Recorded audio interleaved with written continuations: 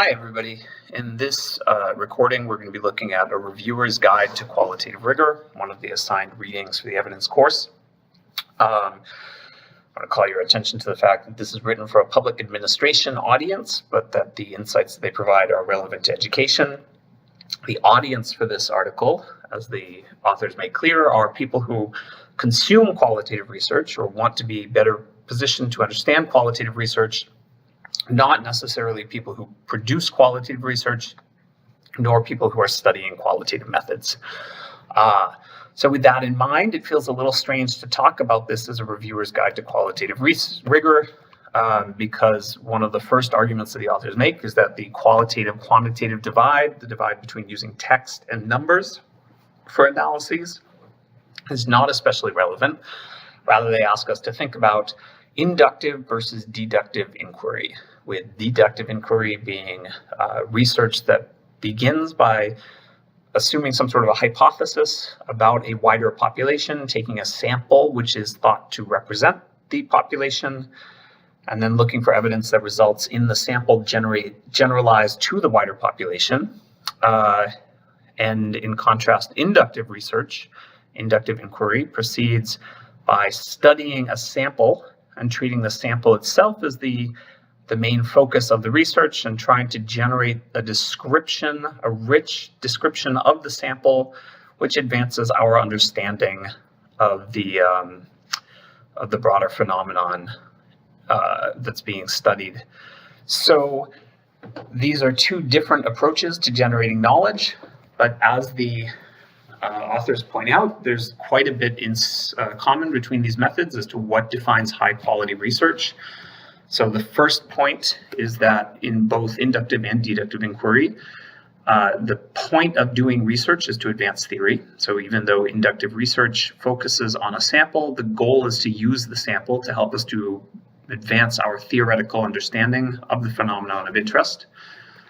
In both deductive and inductive research, the design of a study should be driven by the questions being asked. So high quality research is research which matches the methods for analysis and data collection to the question that we're posing. And similarly, both inductive and deductive research proceed in a gap-driven way, which means that inquiry should be targeted at gaps in our current understanding. So although we often think of these as two very different paradigms for doing research, the fact is that they have a lot in common when it comes to defining what constitutes high quality research. That said, there are some differences, and the specific difference that the authors ask us to look at is the definition of rigor in inductive and deductive research.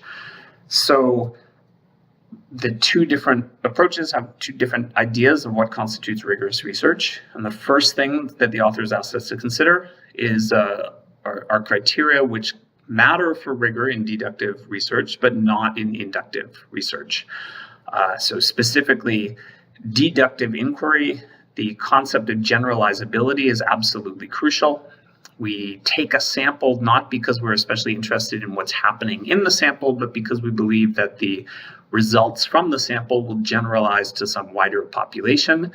That's a reason why deductive research typically proceeds by taking a random sample of the population, because that makes it possible for us to generalize results from the sample to the population. And in contrast, inductive inquiry is much less interested, or really not at all interested, in how generalizable the results are. It's the sample itself that's interesting. It's a rich, thick description of the sample units, which matters. And one result of that is inductive inquiry is not especially interested in taking representative samples. In fact, it may be that sampling units that are unusual in certain ways may be more useful than taking a representative sample. Maybe we wouldn't learn very much from a sample which looked like the population, and instead we focus our inquiry on unusual units.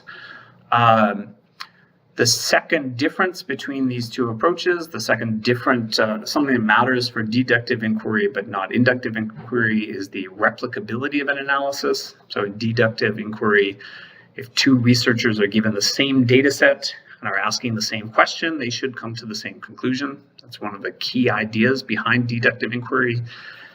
And similarly, if two researchers take different samples of the same population and ask the same question, they should reach broadly similar conclusions. And when that doesn't happen, that's taken as evidence that something may have gone wrong in the analysis. In contrast, inductive inquiry allows for the possibility of multiple different truths, multiple different ways of looking at the same phenomenon. And so it's not at all expected that different people looking at the same data will reach the same conclusions, even if they're interested in the same sort of things. There might be different ways to describe something, different analyses that could be brought to bear, different perspectives, all of which will be true. And that's the sort of complexity that inductive researchers are more comfortable with. So what does constitute rigor in inductive research?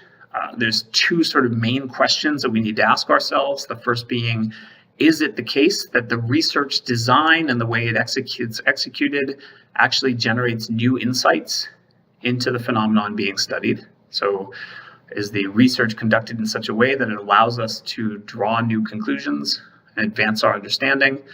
And second, is the researcher's description of what's happening in this particular sample within these particular cases trustworthy? So the first point is covered a little bit more in table 1. I think I went the wrong way.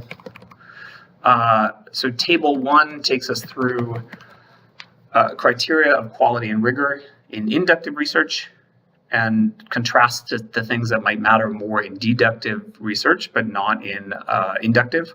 So I just want to call your attention again to this idea of sampling. So it's certainly the case in deductive inquiry that it's crucial that the sample be representative of the population. However, in inductive inquiry, the crucial idea is that the sample needs to give us new insight into the phenomenon being studied. So the sampling is very intentional, but it's not supposed to be a random sample of the wider population. So table 1 takes us through a few more contrasts like that.